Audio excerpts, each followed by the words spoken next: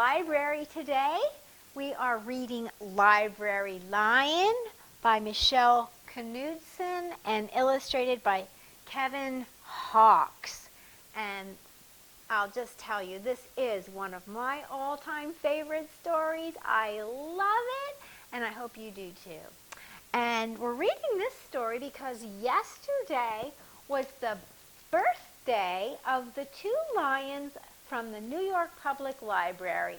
And they are these big stone statues that greet you when you visit the library.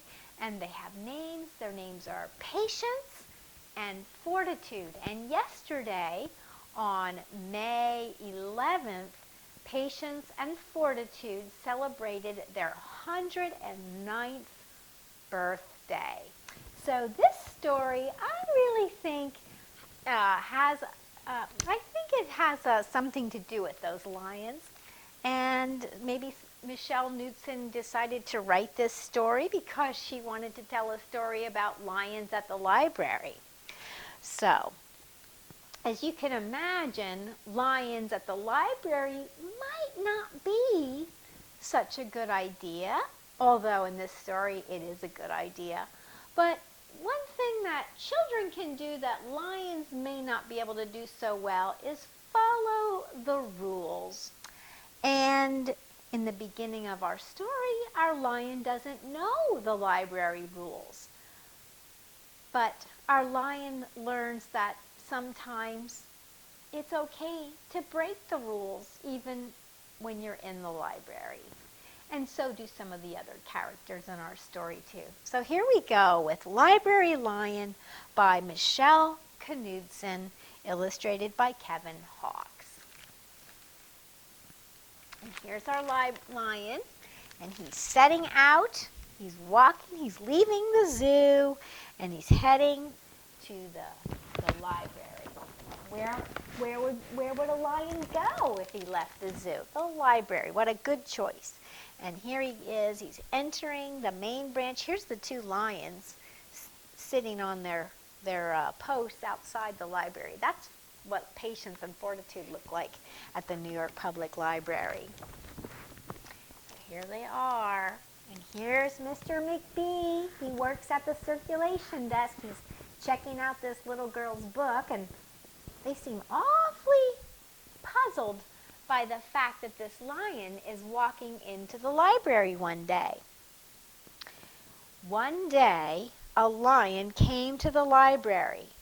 He walked right past the circulation desk and up into the stacks.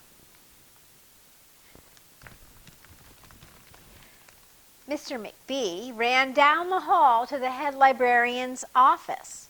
Miss Merriweather! And she called, "No running!"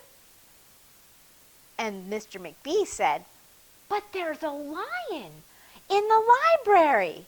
And Miss Merriweather asked, "Is he breaking any rules?" She was very particular about rule breaking.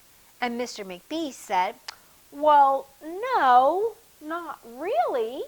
And then she said, "Then leave him be." He seems sort of puzzled by that, doesn't he? The lion walked all around the library. He sniffed the card catalog. He rubbed his head against the new book collection. And then he padded over to the story corner and went to sleep.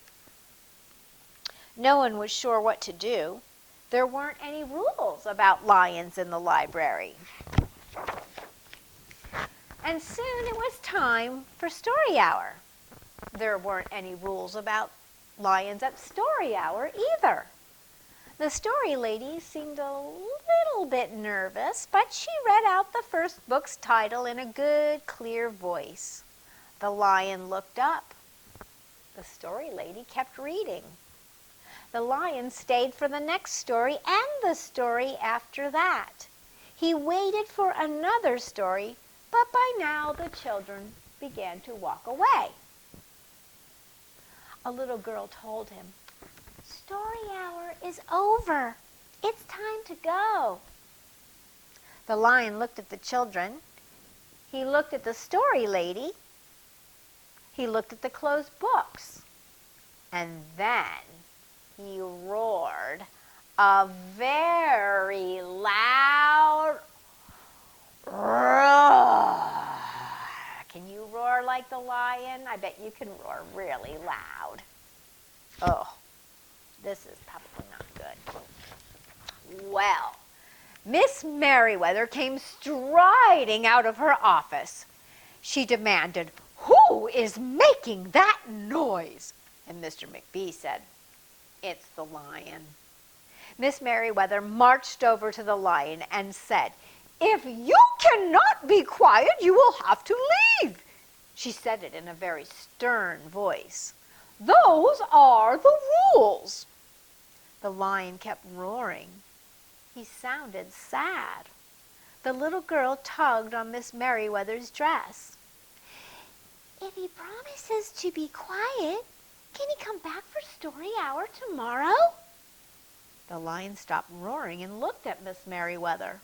Miss Merriweather looked back, and then she said, "Well, yes, a nice quiet lion would certainly be allowed to come back for story hour tomorrow." And the children all shouted, "Hooray!"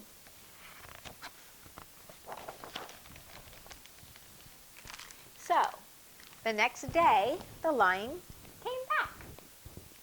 Miss Merriweather said, "Oh, you're early. Story hour's not until 3 o'clock." But the lion didn't budge. "Very well," said Miss Merriweather. "You might as well make yourself useful." So she sent him off to dust the encyclopedias until it was story hour. The next day, the lion came early again. This time, Miss Merriweather asked him to lick all the envelopes for the overdue notices. Wouldn't it be helpful? And I bet you would like to do this at our library, wouldn't you? Soon, the lion began doing things without being asked. He dusted the encyclopedias. He licked all the envelopes. He let small children stand on his back to reach the books on the highest shelf. And then he curled up in the story corner to wait for story hour to begin. What a good lion. Look at the little boy. I don't know if you can see him, but he's leaning against the lion's back to read. What a cozy place. That's what we need here at our library. Well, at first, the people in the library were nervous about the lion, but soon they got used to having him around. In fact, he seemed very well suited for the library. His big feet were quiet on the library floor. He made a comfy backrest for the children at story hour, and he never roared in the library anymore. People said, "What a helpful lion." They patted his soft head as he walked by.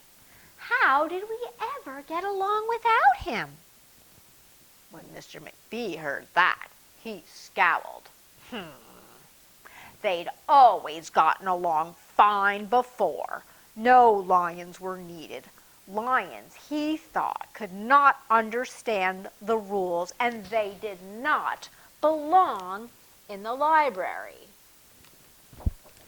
Well, one day, after he had dusted all the encyclopedias and licked all the envelopes and helped all the small children, the lion padded down the hall to Miss Merriweather's office to see what else there was to do. There was still some time left before story hour.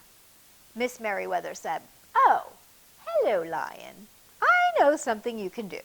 You can bring a book back into the stacks for me. Let me just get it down from the shelf." Miss Merriweather stepped up onto the step stool. The book was just out of reach. Miss Merriweather stood on her toes and stretched her fingers. "Almost there," she said.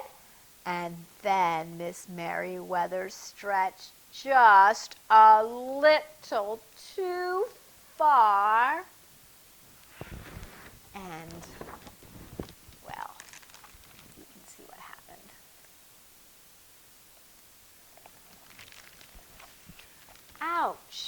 Miss Merriweather. And she did not get up. She called after a minute, Mr. McBee, Mr. McBee. But Mr. McBee was at the circulation desk and he couldn't hear her calling. Lion, said Miss Merriweather, please go and get Mr. McBee. And so the lion ran down the hall. And Miss Merriweather called after him, no running! He put his big front paws up on the circulation desk and looked at Mr. McBee. Mr. McBee said, go away, Lion, I'm busy. But the lion whined, and he pointed his nose down the hall toward Miss Merriweather's office. Mr. McBee ignored him, and finally the lion did the only thing he could think of to do. He looked at Mr. McBee right in the eye, and then he opened his mouth very wide, and he roared the loudest roar he had ever roared in his life. And it went like this. Roar! I'm sure you could do that a lot louder than me. He knocked Mr. McBee's glasses right off of his forehead. He roared so loud. Mr. McBee gasped. Oh, you're not being quiet, he said to the lion. You're breaking the rules. Mr. McBee walked down the hall as fast as he could go. The lion did not follow him. He had broken the rules.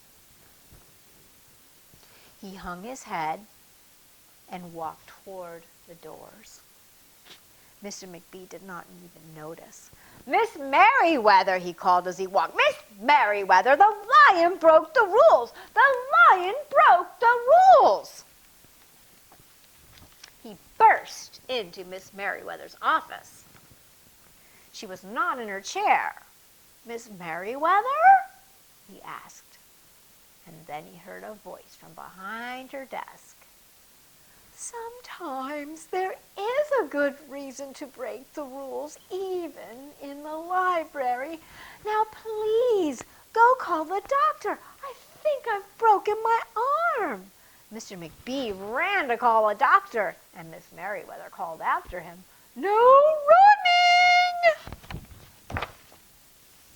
Well, the next day, things were back to normal, almost. And maybe you can see something seems to be missing.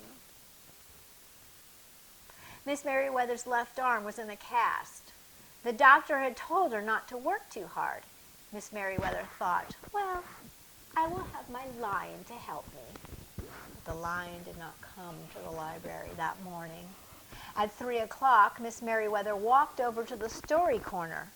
The story lady was just beginning a story for the children. But the lion wasn't there. People in the library kept looking around, looking from their books and computer screens, hoping they would see the familiar furry face. But the lion did not come that day.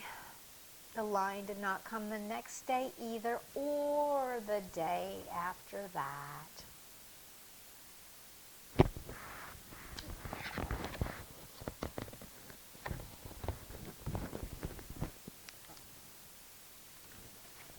One evening, as Mr. McBee was leaving, he stopped by Miss Merriweather's office and asked, is there anything I can do for you before I go, Miss Merriweather? And Miss Merriweather said, oh, thank you. She was looking out the window, and her voice was very quiet, even for the library. Mr. McBee frowned as he walked away, and he thought there probably was something he could do for Miss Merriweather after all. And maybe you can imagine what Mr. McBee might be able to do. Mr. McBee left the library, but he did not go home. He walked around the neighborhood, looking under cars and behind bushes. He looked in backyards and trash cans and in tree houses.